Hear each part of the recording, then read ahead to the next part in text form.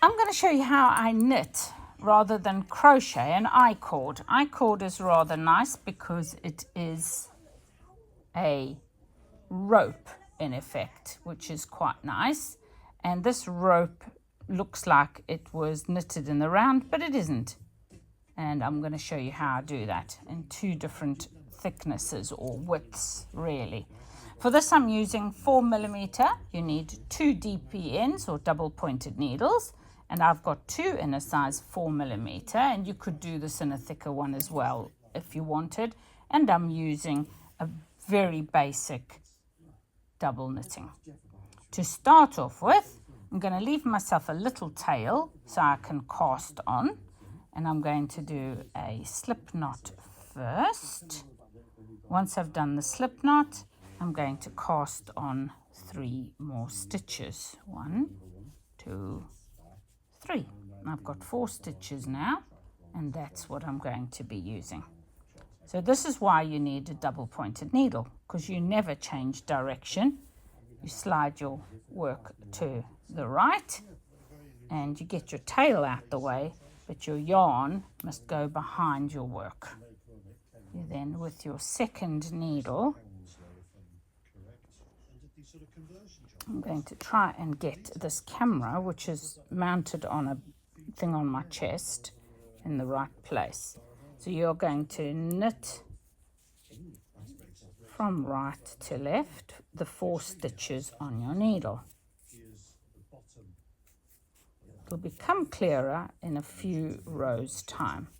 So I've done my 4 stitches. I'm going to yank on my tail, and that's going to pull the cord down a bit. I now move my stitches across to the right again, and I keep my yarn at the back, and I keep it behind. Sorry, I'm going to keep it behind, and I'm going to knit 4 stitches. 1, 2, 3, 4. And I give the tail a little pull. Starts to look a little bit more like a cord. And I've just realized I never turned the TV volume off. I am so sorry. I'm going to attempt to mute that for you. And we will carry on. Slide your stitches across to the right hand of your needle again. And yarn at the back. Yarn at the back, knit 4. So in this case, you're never turning your work around. You're always knitting on the front, in fact. And you are going to slide your stitches across again. So you can see my tail is on the left side, and I'm going to bring it round the back. And I'm going to start on the right again. And I knit 4 stitches.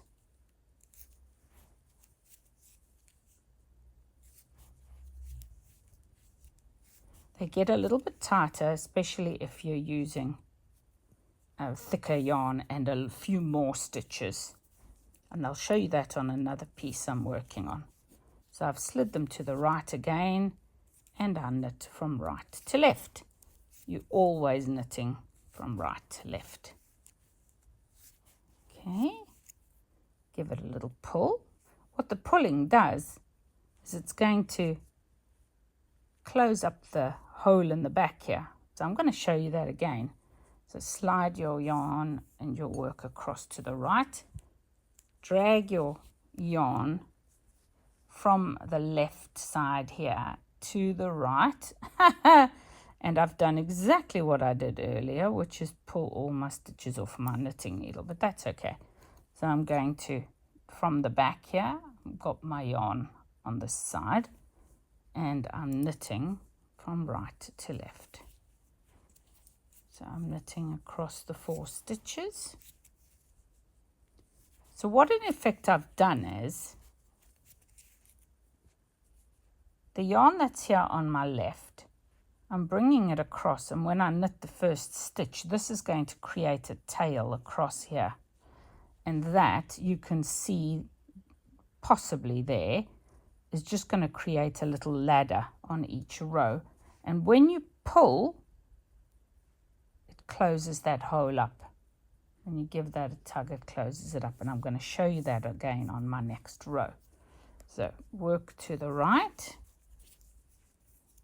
yarn to the right, knit my 4 stitches, and then this time I'm going to flip my work up. I'm going to get the yarn out of the way a little bit, and you can see there possibly there's the ladder or the row, the yarn that I brought to the back, and when I pull this,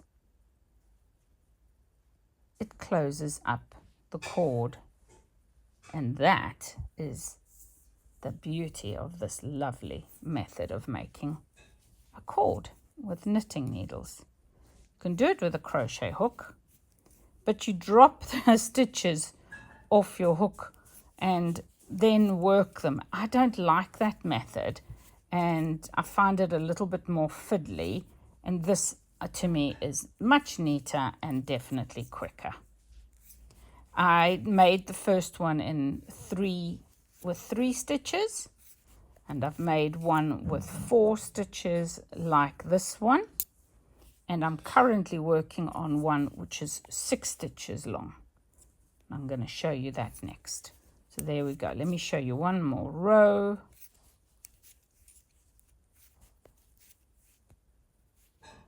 And if you pull the cord from the back, you can see there's quite a big gap here. But when you pull it, it closes up the gap.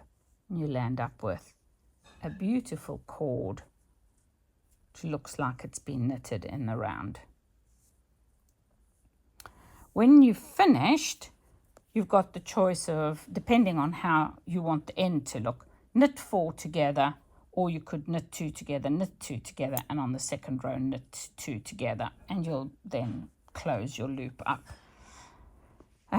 Whichever way you want it. I wanted a bit more of a blunt end, so I'm going to knit 4 together at the end here. So now what I'm going to show you is the one I'm doing with 6 stitches.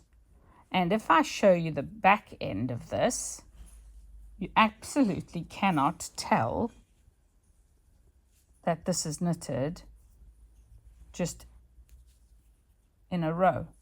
So there's my current hole. This darker yarn is a bit more difficult to see, but you can see there's my ladder from the previous row. And when you pull it, it does exactly the same thing. So I'm moving my stitches across to the right, exactly the same, bringing my yarn across to the right, and I'm knitting my 6 stitches in this case. 4, 5, 6, and when I'm done, you can see there is a bit of a gap between the two, but when you pull it, it closes it up beautifully. Because this is a little bit wider, I'll probably at the end knit 3 together and knit 3 together and then pull it through. But there you go. That is an absolutely beautiful 6-stitch I-cord. No gaps on the back. And this one is a lovely 4-stitch I-cord with no gap. Perfect for all sorts of projects. So I hope you enjoy that and you've learned a new and clever technique. Have a wonderful day, everybody. Bye-bye.